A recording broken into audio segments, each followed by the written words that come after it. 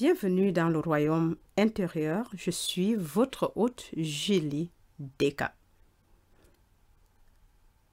Aujourd'hui, j'ai le privilège de me retourner une fois de plus vers Neville Goddard pour vous présenter une conférence qu'il avait tenue en janvier 1965 intitulée « La Kabbale ». Traduction et narration par Julie Deka. La Kabbale. Mercredi dernier, j'ai eu l'occasion de consulter une de mes vieilles Bibles et j'y ai trouvé 2 lettres de mon ami, le vieil Abdullah. Je les avais oubliées depuis longtemps, car elles m'avaient été données en 1930 ou 31. Elles sont maintenant en train de moisir et de tomber en morceaux. Elles étaient simplement des instructions sur la Kabbale. La première partie ne vous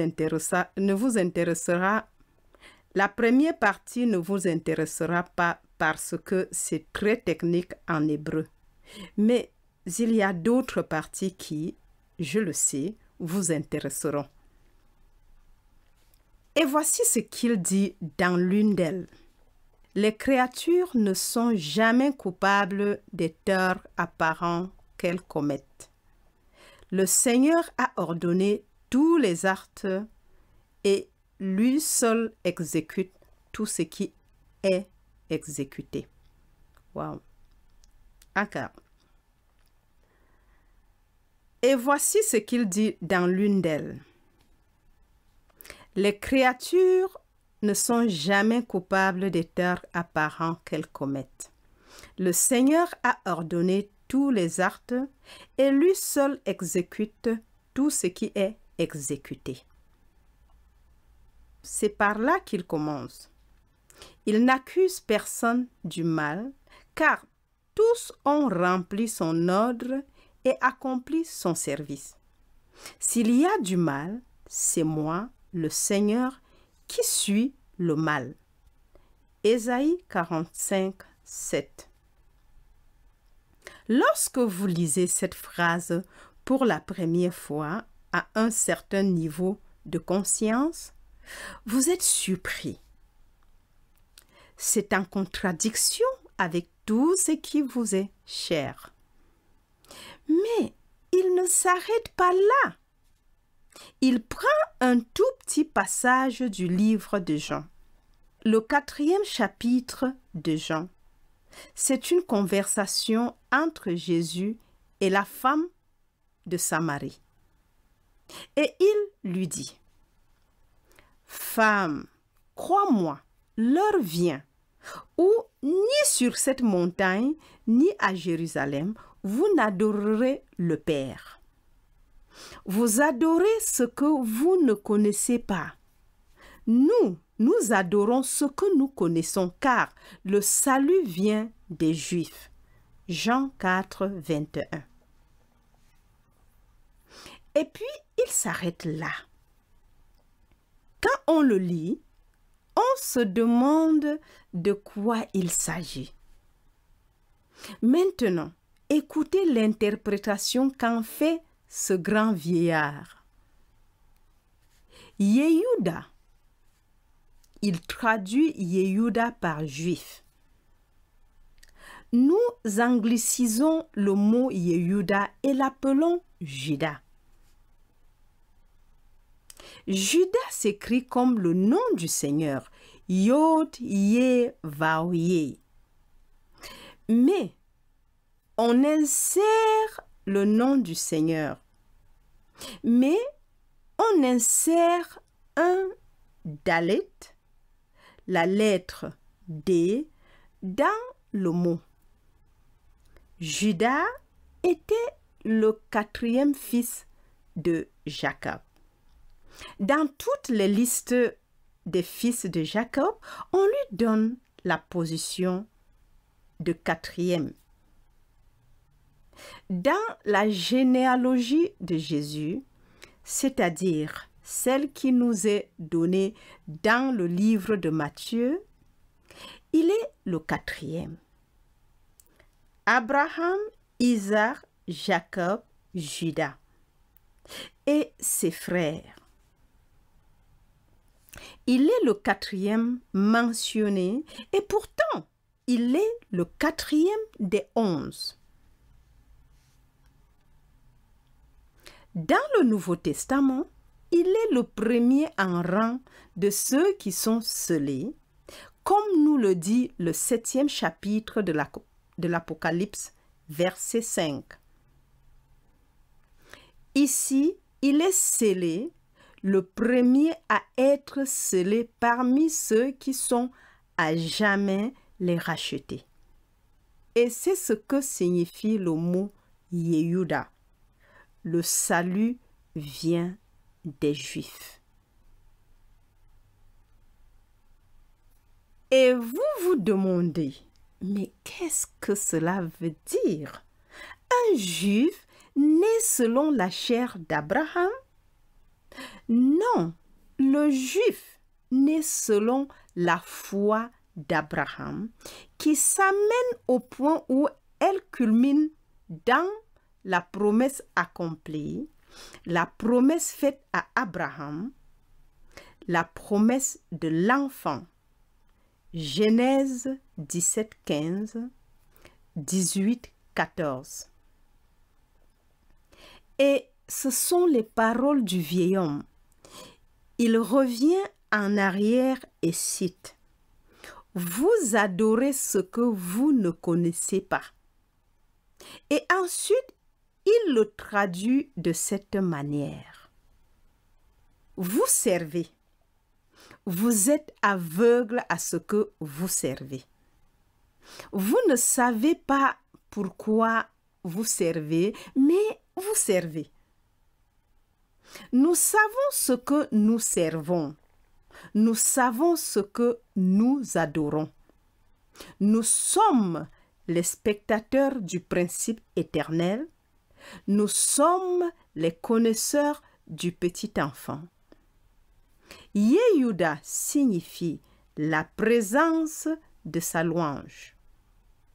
Le centre de sa présence est la bouche ou le roi. Le roi est le petit enfant. Tout le ciel obéit au petit enfant. Et toute la terre est obligée de manifester ce à quoi les cieux obéissent. Et ils n'obéissent qu'à la voix du petit enfant. Vous devez toujours et à jamais penser au Christos comme au petit enfant. Ce sont les mots d'Ap. J'avais oublié cette lettre depuis longtemps. Je l'ai maintenant, disons, 34 ans dans une vieille Bible à laquelle j'ai rarement l'occasion de me référer. Alors, vous y retournez et vous lisez le 8e chapitre du livre des Proverbes. Vous commencez au 22e verset et vous allez, disons, jusqu'au 31e.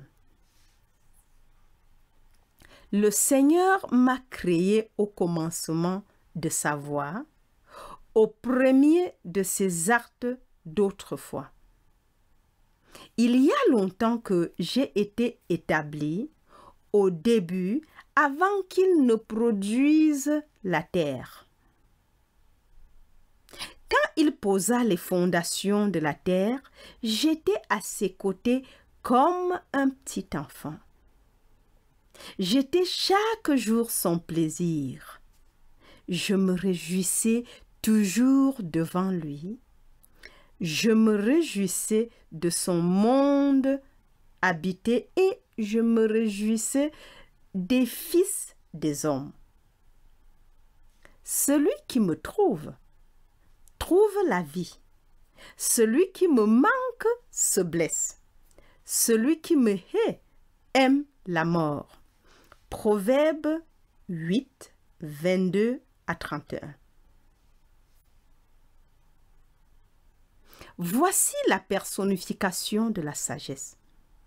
Les Hébreux ont pris toutes les idées et principes abstraits et les ont personnifiés. Ainsi, la première création de Dieu était la sagesse, la première émanation. Le verbe « m'a créé » peut aussi être traduit et il est possible qu'il ait une bien plus grande prétention à la nouvelle définition qu'à l'ancienne par posséder. La version King James dit « Le Seigneur m'a possédé au début de son chemin ». La version standard révisée dit « Le Seigneur m'a créé ». Mais les deux sont corrects à partir de ce verbe hébreu. Vous ne pouvez pas séparer la puissance créatrice de Dieu et sa sagesse de lui-même. Mais elle est personnifiée par un petit enfant. Il a dit, il se réjouit. Eh bien, il se réjouit. Si vous lisez la version du roi Jacques et la version standard révisée, vous penserez qu'un petit enfant est la source du plaisir. Ce n'est pas le cas dans le texte hébreu. Dans le texte hébreu, il se réjouit signifie que la sagesse est celle qui éprouve l'émotion du plaisir. La puissance créatrice éprouve l'émotion du plaisir. Tout cela vient du Seigneur et le Seigneur est défini pour nous comme « je suis ». C'est la source. Mais son pouvoir créatif et sa sagesse sont ceux qui expérimentent l'émotion du plaisir. C'est le petit enfant. Donc, App a dit, pensez toujours au Christ comme au petit enfant. Et nous qui sommes appelés Yehuda, nous les Juifs, dit-il, non pas par le hasard de la naissance de la chair, mais par la foi d'Abraham. Ceux qui ont entendu la promesse, quelle que soit leur origine raciale. Ceux qui l'ont entendu et y sont restés fidèles et se sont avancés dans la foi jusqu'à toutes les horreurs du monde, aucune condamnation, ils ne faisaient que la volonté de Dieu et sont arrivés au point où c'était le petit enfant qui était promis. Nous sommes maintenant les connaisseurs du petit enfant. Tous ceux qui connaissent le petit enfant, tous sont comptés parmi ceux qui sont appelés le salut des Juifs. Chacun entre dans cet état parce qu'il connaît le petit enfant, comme l'a dit Blake. Les morts entendirent la voix de l'enfant et commencèrent à se réveiller du sommeil. Toutes les choses ont entendu la voix de l'enfant et ont commencé à s'éveiller à la vie. William Blake. La voix de l'enfant, oui, il est le souffle même, comme nous le dit l'Ecclésiaste 3, 19. Il est le souffle de Dieu et le souffle de Dieu fait vivre l'homme. Qu'il retire son souffle à l'homme et l'homme meurt. Mais quel est ce souffle? On l'appelle souffle. Le souffle est le vent. Et le vent et l'esprit sont le même mot en hébreu, mais le sens premier du mot ruach est vraiment le vent. Donc, quand ils trouvent l'enfant, l'un d'eux dit, « Je n'ai pas entendu de voix, mais vous avez entendu le vent, n'est-ce pas ?» Eh bien, c'était la voix de l'enfant. C'était la voix de l'enfant qui appelait les morts de ce sommeil éternel.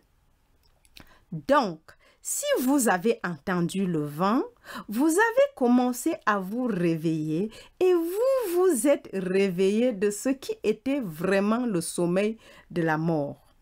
Et finalement, tous entendront le vent, qui est la voix de l'enfant, et tous se réveilleront à la vie.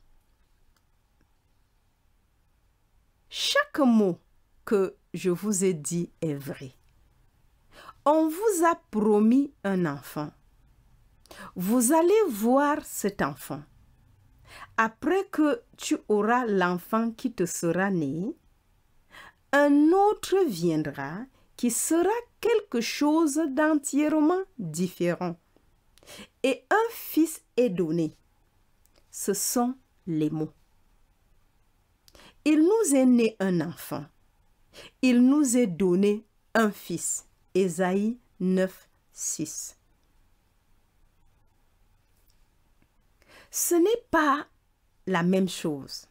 L'enfant est né et vous tenez l'enfant dans vos propres mains. L'enfant est né, c'est un signe de votre naissance. Il s'agit d'une naissance. Mais le prochain n'est pas né. Il a été engendré de Dieu et vous a été donné lorsque Dieu a décidé de se donner à vous.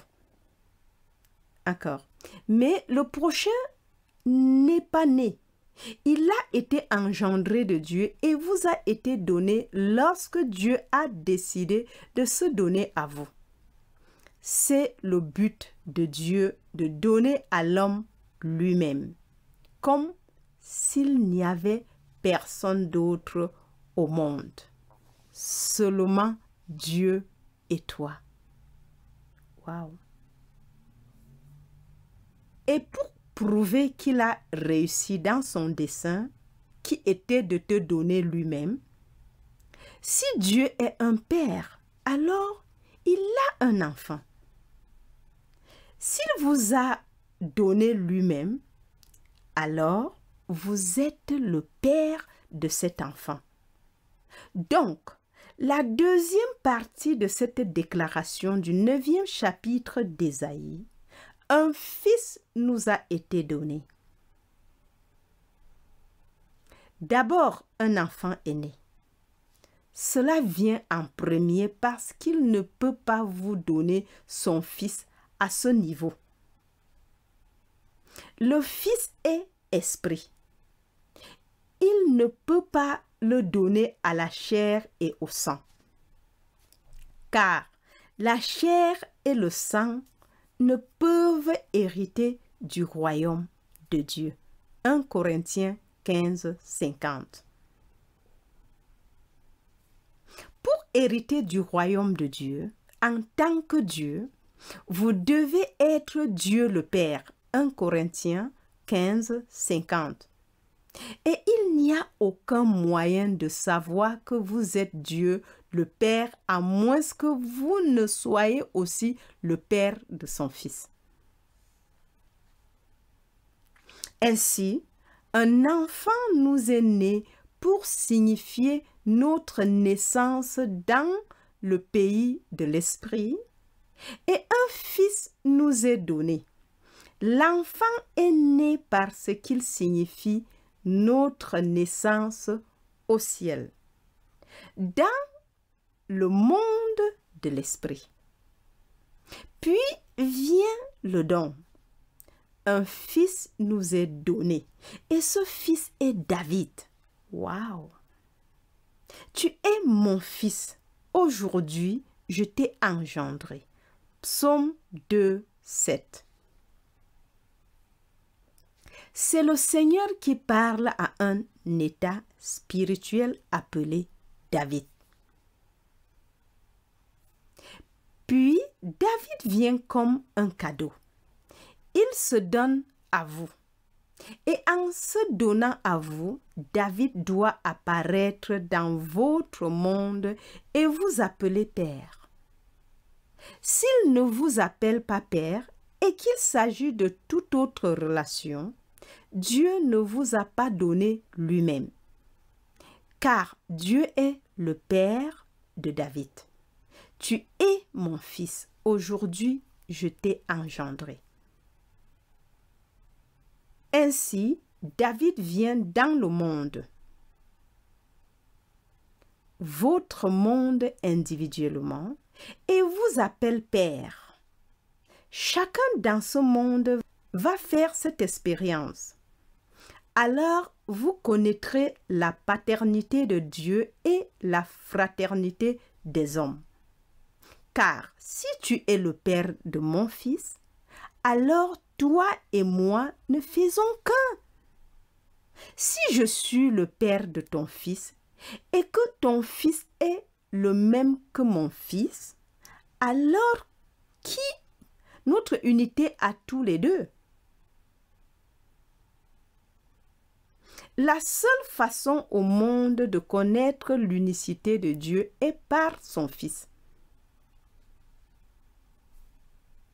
Alors, quand j'ai trouvé ce vieux papier qui tombait en morceaux, sans doute était-il écrit sur un papier très bon marché, tout dactylographié et tout brisé comme ça, le montra à l'audience.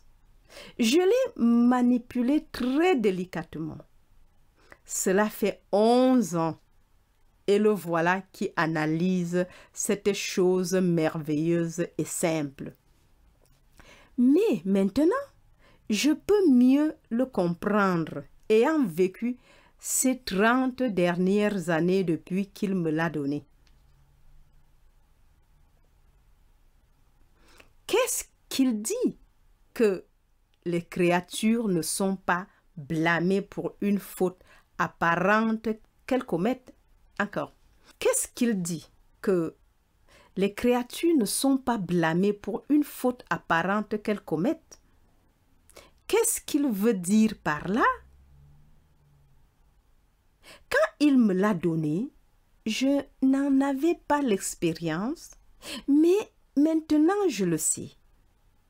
Si vous arriviez dans un endroit comme celui-ci, mais plus animé qu'il ne l'est maintenant, supposez qu'il soit en train de dîner ou de danser, de marcher et tout animé. Et bien que vous soyez arrivé invisible pour eux, car vous êtes venu en esprit, vous êtes éveillé. En entrant dans ce lieu, vous savez que ce monde animé ne l'est que grâce à vous. Ce vaste monde en mouvement, c'est vous qui le faites bouger. Et pour prouver que vous le faites bouger, vous arrêtez une activité en vous-même. Et au moment même où vous l'arrêtez en vous-même, tout se fige. Mais tout se fige. Vous les observez, vous allez là-bas et vous les regardez simplement de près. Et ils sont morts. Tous morts. Puis, vous le libérez en vous-même. Et ils redeviennent animés et continuent à accomplir leurs intentions. Supposez que vous puissiez changer l'intention, car elle vient d'en haut. Ils ne font qu'accomplir votre service. Ils sont tous sous la contrainte. Vous savez maintenant ce qu'est la bouche de Dieu, car il a parlé. Et la bouche est le petit enfant. La bouche ou le roi. Et le roi est le petit enfant, le souffle de Dieu. Et vous savez exactement ce que vous avez fait. Vous avez arrêté une activité dans votre propre être. Et cet arrêt était la reprise de votre souffle. Encore. Et vous savez exactement ce que vous avez fait. Vous avez arrêté une activité dans votre propre être et cet arrêt était la reprise de votre souffle. Et ils sont morts. Comment pourriez-vous condamner un homme dans ce monde pour ce qu'il fait quand vous animez tout cela? Vous mettez tout en mouvement lorsque vous êtes en esprit. Pendant que vous êtes ici dans la chair, vous aussi êtes soumis à votre propre condamnation d'en haut. Ainsi, si tu viens dans le monde pour raconter l'histoire de ton principe éternel, tu es soumis à la même chose que toi. D'en haut, tu soumets le monde entier.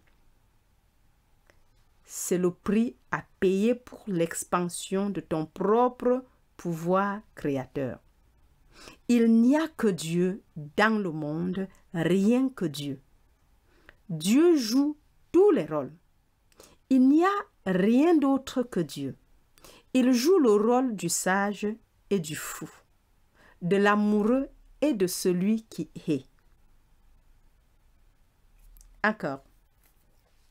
Ainsi, si tu viens dans le monde pour raconter l'histoire de ton principe éternel, tu es soumis à la même chose que toi, d'en haut, tu soumets le monde entier. C'est le prix à payer pour l'expansion de ton propre pouvoir créateur. Il n'y a que Dieu dans le monde, rien que Dieu. Dieu joue tous les rôles. Il n'y a rien d'autre que Dieu. Il joue le rôle du sage et du fou, de l'amoureux et de celui qui hait. Maintenant, revenons en arrière. Celui qui me trouve, trouve la vie. Comment l'arrêter et la faire démarrer? Celui qui me manque se blesse. Il continue dans la roue et il a faim et il n'a pas tout à fait satisfait la faim de le trouver. Celui qui me hait aime la mort. Regardez le vaste monde entier et vous ne pouvez pas les condamner. Ils ne connaissent pas le petit enfant. Ils ne connaissent pas la puissance créatrice de Dieu appelée Jésus-Christ et ils sont amoureux du monde. Ils veulent prolonger cette petite chose. Ils souffrent un autre jour, un autre mois, une autre année. Ils ont 2 maisons. Ils en veulent 4 pour se sentir plus en sécurité. Ils ont une 12aine de costumes. Ils veulent que 2 se sentent mieux habillés que l'autre. Ils traversent la vie en voulant plus de mort, car ce monde est mort et les gens ne le savent pas. Moi, je le sais. Je l'ai vu. Je l'ai arrêté. Je l'ai arrêté et je l'ai recommencé aux sections et je l'ai fait plus d'une fois, donc ce n'était pas une erreur la première fois. Donc, je sais ce qu'il veut dire par « celui qui me trouve, trouve la vie ». Donc, La puissance créatrice de Dieu est personnifiée comme un petit enfant. Paul parle de la puissance créatrice de Dieu en tant que Jésus-Christ dans le premier chapitre au 24e verset de la première épître aux Corinthiens. Et à ceux qui sont appelés, tant juifs que grecs, Jésus-Christ est la puissance de Dieu et la sagesse de Dieu. Ainsi, la puissance de Dieu est personnifiée en Jésus-Christ. Mais pensez toujours à Jésus-Christ comme un petit enfant. Toujours le petit enfant qui se réjouissait toujours de la présence de son Père, et il était celui qui expérimentait toujours l'émotion du ravissement. La puissance créatrice en fait l'expérience. Il n'en est pas la source. C'est lui qui éprouve l'émotion du ravissement. Lorsque quelqu'un arrive à cette réalisation et trouve le petit enfant qui signifie sa propre naissance d'en haut, il trouve ensuite le Fils qui est donné. Et alors le Fils qui est donné lui révèle qui il est. Et il brise la roue de la mort. Car tel est le mystère de la vie à travers la mort. Si une graine ne tombe en terre et ne meurt, elle reste seule. Mais si elle meurt, elle produit beaucoup. Jean 12, 24. Ainsi, Dieu s'est fait homme dans sa puissance créatrice afin que l'homme devienne Dieu. Philippiens 2, 7. Ainsi, tous les commandements sont donnés par Dieu à Dieu. L'homme tel que nous le voyons dans ce monde fait partie de la structure éternelle de l'univers. Cette chose appelée Neville et toutes ses phases depuis son apparition sur la scène jusqu'au moment où elle disparaît et cesse d'être pour ceux qui restent à ce moment-là, n'a jamais disparu et elle n'a pas vraiment été créée. Wow. Elle a toujours fait partie de la structure de l'univers. Je l'anime, mais nous l'animons avec le pouvoir créateur en animant tout cela dans ce monde. Je le laisserai pour toujours. Il fera toujours partie de la structure éternelle de l'univers et, à moins d'être animé, il restera mort dans ses moindres aspects. Le bébé qui a allaité sa mère, le petit qui se rend à contre-cœur à l'école, le petit garçon qui essaye de trouver sa voie dans la vie, l'homme, tout cela, ce sont simplement des vêtements que vous animez. Et le jour viendra, vous et moi, après être passés par toutes les fournaises en faisant l'expérience de cette puissance créatrice qu'est Dieu, nous nous réveillerons. Et nous serons la puissance créatrice de Dieu et un avec Dieu. Alors, nous pourrons dire que nous sommes Yehuda,